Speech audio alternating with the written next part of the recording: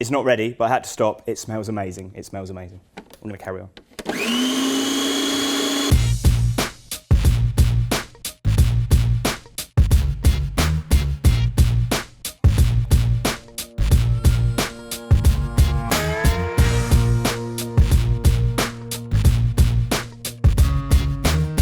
In this video, we're going to show you how to make the most insane pork chop. What we've got is a double thickness pork chop. So if you go to the butcher's, don't go to the supermarket, go to the butcher's, ask for a double thickness pork chop, and he'll cut it twice as wide for you. And this is enough for 2 people, so this is excellent. Before we do the pork chop, we're going to get on with a pesto that we're going to serve with it. So we're going to do a sage and walnut pesto, and this pesto is the besto. Always wanted to say that.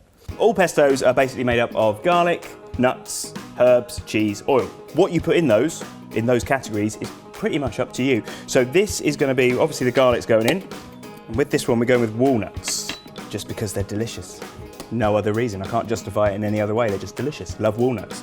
We're going to add basil, as per most normal pestos, but then what we're also going to add is some sage. Sage and pork, they get on like a house on fire. And we're not going to add our cheese just yet, okay? We want this to mix a little bit first before we add our cheese. If we add our cheese straight away, start the motor running on the blender, you run the risk of possibly splitting your pesto a little bit, not quite as attractive. I'm just going to put the lid on, and we're going to start blending. When we start blending, we're going to start gradually adding the oil, okay? And that will start coming together, and it will start to look like a pesto. I'm telling you all this now, because once I start pressing this, it's very, very loud. You won't hear me. We've got probably kind of 50% of our oil in there now. Starting to look nice, starting to look like a pesto. Now we're going to get our cheese in. I'm going to carry on blending, touch more oil. So just give it a little taste. You'll find quite often it won't need any salt, depending on what cheese you're using. This will take a little bit of salt and some black pepper as well. Give it a quick blend up to incorporate all those bits. That's it, that is a walnut and sage pesto there. And you can do that kind of 3 to 5 days in advance if you want, but you've seen how quick it is, you can pretty much make it whilst Roccbox is getting hot. Next up, the star of the show, the pork. Because it's double thickness as well, it's going to make it much easier for us to work with the fat on the outside with the skin. So we're going to use our knife, hold it in position, it still wants to move about, so you have to work quite carefully here. And you're just going to score the skin, and this will be tough fat. And then do the same the other side. The kind of diamond scored skin here is just going to look very appealing when it comes out the oven, but it's not essential, up to you. This is ridiculously simple, so simple it's unreal. There's only pork chop and seasoning and oil. So what we're going to do is oil the meat, and we're going to season that with nice sea salt and black pepper. Pork has a bit of a reputation sometimes being a bit bland. It's quite often because people don't season it heavily enough. It will take kind of the same again seasoning of what you think it will take. So don't be shy. We use all this lovely diamond scored skin. Okay, and we're going to do that. And we're not going to use the flaky sea salt for this. We're going to use table salt. That's because it will cling much better. So whether you're cooking anything like a partridge or a game bird or anything like that, always table salt, and exactly the same rules for the fat here. And there's a bit of pepper on there that's kind of fallen on, and there's a bit of Maldon salt that's fallen on. But that's fine. We're all friends. We're all salty friends. And give it a little rub in as well. Get in between those lovely score lines that you've made. And once that's done, it's going to go into your pan with the fat facing towards the back of Roccbox. So, although Roccbox is doing most of the work, most of the magic, the Roccbox, the fat, the salt, they're the things that are doing the hard work. You still need to be really conscious and keep an eye on this.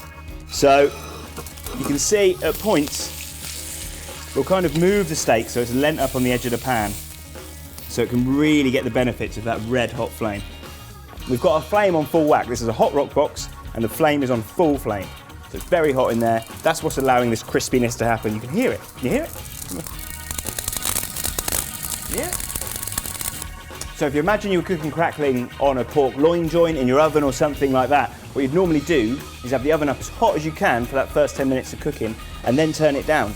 And that's what gives you lovely crackling and lovely moist meat in the middle.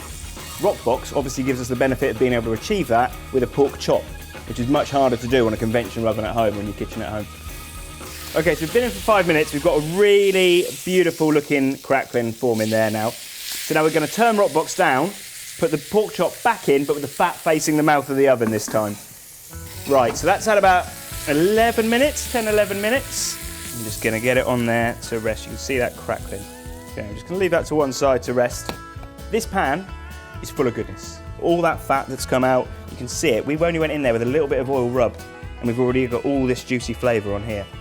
So we're going to cook some veg in there. We're going to do an onion and some tomatoes. Now we're not going to add any seasoning to this at the minute. We're just going to let it cook down, season it at the end. There's a lot of flavour, a lot of seasoning in the bottom of this pan. And we're going to turn Roccbox back up to cook these. You've got all that salty pork fat that's just kind of bled out slowly but surely while it's been cooking. And now it's all incorporated in our veg. Right, so there's our onions and tomatoes. Now it's just time to carve the meat. The meat's nicely rested. And you'll find the crackling will just come off nice and easy on the side with this beautiful bit of crackling. You can just split that in two, nice and easy. Listen for the noise again. And you've got two lovely bits to share between two people, and then you can just carve the meat. So because we cook this so fast at such a high temperature, the pork has stayed incredibly, incredibly moist. Quite often the problem is with cooking pork is by the time the crackling's crisped up and gone beautiful like this has gone dry and really overcooked. But because of the high temperatures and the rolling flame, we've kept this super, super moist, looks incredible. And then we've got this super, super crispy, so it's the best of both worlds. So we've got our tomatoes, then our onions, we've got a lovely bit of watercress, and then we've got our incredible walnut pesto. As someone that grew up with his nan and his mum overcooking pork relentlessly, this is a proper, proper treat. Look at that. See how soft it is? Almost falls apart in your hand. Let's get on that. That pesto is incredible as well. It smells so nice.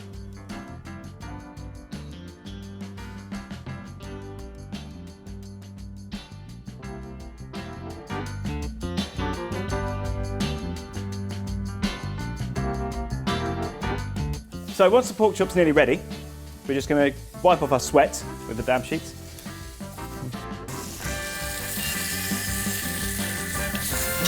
Hoppa!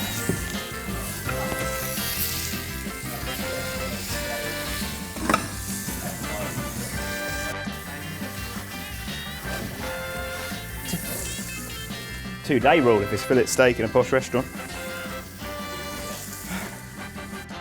If you require any extra flavour in the pork at this point, just drop it on the floor for about 30 seconds or so. That's real good.